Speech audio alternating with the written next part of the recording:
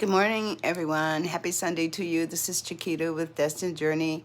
I wanted to start a sort of a little series here, and I want to entitle it The 7 Steps to Take Your Power Back After a Difficult Relationship.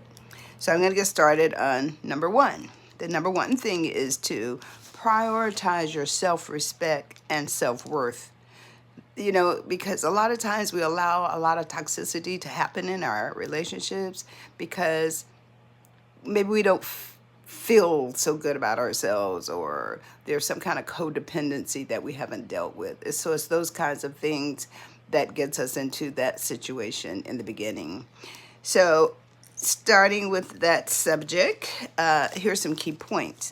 It says to know your value, recognize your strength and accomplishments.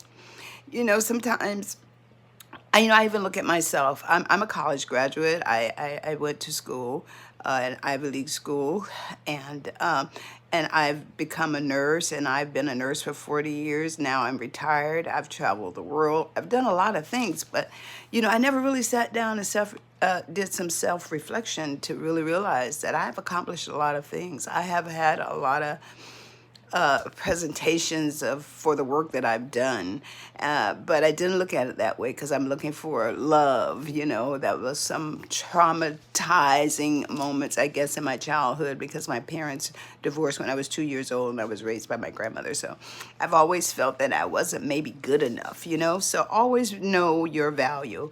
Also, practice self-care. Now, that means just to engage in activities that nurture your well-being. In other words, if you want to go get your nails done and do some me time, do that. What about just taking a nice bath with candles and music or soothing music? That's self-care. Self-care, that's very, very important. One of the third points I wanted to mention is be honest with yourself. Reflect on your thoughts, emotions, and responses, and understand the patterns that might be holding you back.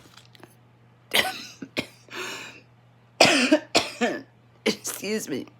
So if you look back on your life and you see relationship after relationship, some of the same things are going on. Probably because we're people-pleasing, we're allowing people to walk all over us, we haven't set any boundaries, and we can't tolerate that in our lives. So next time it will be part 2 because we're running out of time. Just sit back this week and reflect on some of what I've just said, and we'll keep moving on next week. I hope you have a great Sunday.